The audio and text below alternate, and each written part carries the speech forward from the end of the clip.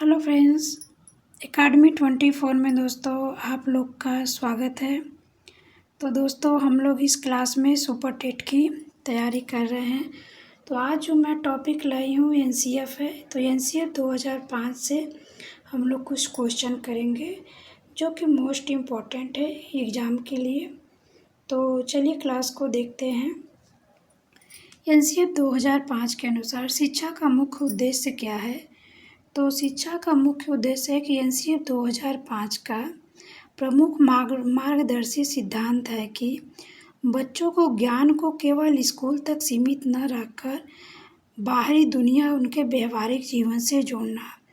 तो इसका सी सही है, ज्ञान को स्कूल के बाहरी जीवन से जोड़ना। तो इसका सी सही है। अगला देखते हैं।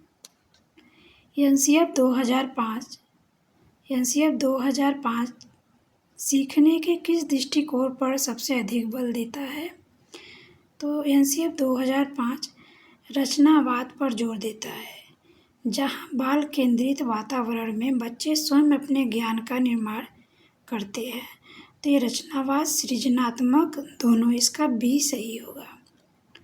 अगला, एनसीएफ 2005 के अनुसार कक्षा में शिक्षक की भूमिका क्या है? तो एनसीएफ 2005 में शिक्षक को एक सुविधादाता माना गया जो बच्चों को सीखने के लिए अनुकूल माहौल तैयार करता है। तो इसका सी सही होगा, सुविधादाता एवं सुगम करता। इसका सी सही आंसर होगा। अगला, निम्नलिखित में से कौन एनसीएफ का मार्गदर्शी सिद्धांत नहीं है? तो परीक्षा को अधिक लचीला और कक्षा की गतिविधियों से जोड़ने की सिफारिश करता है, न कि कठोर बनाने की बात करता है। तो इसका सी सही होगा, परीक्षा को अधिक कठोर और औपचारिक बनाना नहीं है, बल्कि अधिक लचीला और कक्षा की गतिविधियों से जोड़ने की बात कही गई है। अगला देखते हैं। एनसीएफ 2005 किस भाषा सूत्र की वकालत करता है? एनसीएफ 2005 किस भाषा की वकालत करता है? तो एनसीएफ 2005 त्रिभाषा सूत्र को लागू करने का सुझाव देता है, जिसमें प्राथमिक स्तर पर मातृभाषा को प्राथमिकता दी गई। तो इसका सी सही है, पाँचवें का। अगला, एनसीएफ 2005 के अनुसार गणित शिक्षण को मुख्य उद्देश्य क्या होना चाहिए? तो इसका मुख्य उद्देश्य क्या होना चाहिए? तो एनसीएफ 2005 के अनुसार गणित पढ़ाने का मूल उद्देश्य बच्चे के सोचने और तर्क करने की क्षमता का गणितीकरण करना चाहिए। तो बच्चों का विचार प्रक्रिया गणितीकरण, इसका भी सही होगा। अगला, एनसीएफ 2005 की तैयार करने वाली राष्ट्रीय संचालन समिति के अध्यक्ष कौन थे? तो राष्ट्रीय संचालन समिति के अध्यक्ष प्रसिद्ध वैज्ञानिक और यूजीसी के पूर्व अध्यक्ष प्रो यशपाल थे। तो इसका बी सही होगा, प्रो यशपाल। अगला, एनसीएफ 2005 की रिपोर्ट दस्तावेज को अपना मुख्य आधार माना। तो 1993 को शिक्षा बिना बोझ के रिपोर्ट एनसीएफ 2005 की मूल आत्मा और वैचारिक आधार है। तो इसका डी सही है, शिक्षा बिना बोझ के 1983 में रिपोर्ट बना था। अगला, प्राथमिक स्तर पर पर्यावरण अध्ययन ईवीएस को एनसीएफ के अनुसार कैसे पढ़ाया जाना चाहिए? तो कक्षा 3 से 5 तक ईवीएस को एक एकीकृत विषय के रूप में पढ़ाया जाना चाहिए, जिसमें विज्ञान, सामाजिक विज्ञान और पर्यावरण शिक्षा तीनों शामिल हो। तो इसका कौन सा सही है? तो इसमें डी सही है इसका। अगला, एनसीएफ 2005 के अनुसार त्रुटियां क्यों महत्वपूर्ण है? तो एनसीएफ 2005 के अनुसार बच्चों की गलतियां त्रुटियां उनके सीखने की प्रक्रिया का एक स्वाभाविक हिस्सा है जो समझने में मदद करती है कि बच्चा कैसे सोच रहा है। तो इसका यह बच्चे की सोच में अंतर्दृष्टि प्रदान करती है और समाधान खोजने में सहायता करती है। तो इसका सी सही होगा। अगला, एनसीएफ से 2023 के अनुसार प्राथमिक स्तर पर शिक्षा के लिए कौन सी 5 चरणीय विधि अपनाई गई? तो कौन सी 5 चरणीय विधि अपनाई गई? तो ये एनसीएफ 2023 में भारतीय शिक्षा परंपरा पर आधारित पंचादी अद्वितीय बोध, अभ्यास, प्रयोग और प्रसार को सीखने सिखाने का 5 चरणीय क्रम माना गया। तो इसका अद्वितीय बोध, अभ्यास, प्रयोग, प्रसार, इसका 5 चरणीय विधि अपनाई गई। तो इसका बी सही है। अगला, एनसीएफ 2005 कक्षा में बहुभाषावाद को किस रूप में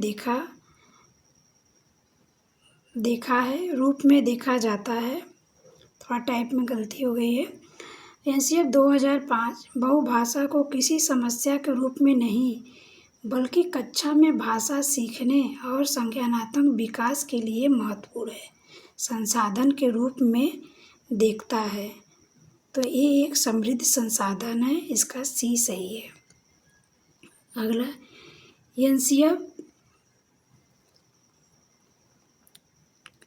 अगला देखते हैं।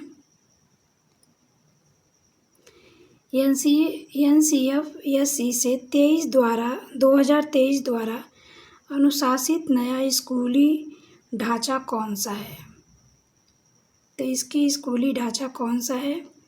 तो एनईपी 2020 और एनसीएफ 2023 ने पुरानी 10+2 प्रणाली को बदलकर 5+3+3+4 शैक्षणिक ढांचे की शुरुआत की।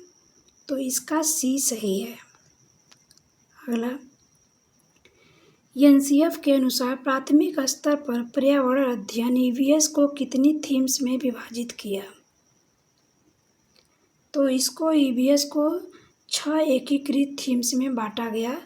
तो पहला है परिवार एवं मित्र, दूसरा है भोजन, तीसरा है आश्रय, चौथा है जल, पांचवा यात्रा और छठा है वस्तुएं जो हम बनाते हैं और कहते हैं। तो इसका बी सही होगा। अगला देखते हैं।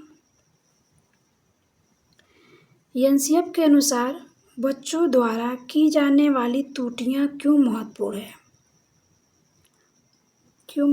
है? रचनावादी दृष्टिकोण के अनुसार गलतियां सीखने सिखाने का एक स्वाभाविक हिस्सा है। ये शिक्षक को यह समझने में मदद करती है कि बच्चा अवधारणा को कैसे समझ रहा है। तो यह इसका सी सही होगा। बच्चे की सोच में अंतर्दृष्टि देती है और सीखने का एक हिस्सा है गलतियां या त्रुटियां। तो अगला देखते हैं। एनसीएफ से 2023 में विद्यार्थियों के मूल्यांकन के लिए किस प्रकार के प्रगति कार्ड होगा? प्रगति कार्ड का प्रस्ताव है। तो एनसीएफ 2023 में बच्चों के संज्ञानात्मक, सामाजिक, भावात्मक और व्यवहारिक विकास का आकलन करने के लिए 360 डिग्री समाकलित समग्र प्रगति कार्ड की सिफारिश की गई थी। तो 360 डिग्री समग्र प्रगति कार्ड एचपीसी सिफारिश की गई थी। तो इसका एचपीसी समग्र प्रगति कार्ड भी से कहते हैं। अगला, एनसीएफ 2005 की मार्गदर्शी सिद्धांत के अनुसार परीक्षा प्रणाली कैसी होनी चाहिए? कैसी होनी चाहिए? तो एनसीएफ 2005 का चौथा प्रमुख सिद्धांत परीक्षा को अधिक लचीला बनाना और उन्हें दैनिक कक्षा गतिविधि के साथ जोड़ना ताकि बच्चों का तनाव दूर हो सके। तो लचीला और कक्षा में गतिविधियों से एकीकृत, तो इसका सी सही होगा। अगला देखते हैं। एनसीएफ या सी से 2023, सॉरी दोस्तों यहाँ टाइप करने में गलती हो गई, 2023 होगा, यहाँ 2013 लिखा हो गया है। तो 2023 ड्राफ्ट समिति के अध्यक्ष कौन थे? तो एनसीएफ या सी से 2023 ड्राफ्ट समिति के अध्यक्ष डॉक्टर के कस्तूरी रंजन थे। कौन थे? तो कस्तूरी रंजन थे। तो एनसीएफ को तैयार करने वाली स्टीयरिंग कमेटी के अध्यक्ष इसरो के पूर्व प्रमुख डॉक्टर के कस्तूरी रंजन थे, जबकि एनसीएफ 2005 के अध्यक्ष प्रो यशपाल थे। तो दोस्तों आज की अपनी क्लास यहीं समाप्त करते हैं। तो आज के लिए इतना ही। नमस्कार दोस्तों।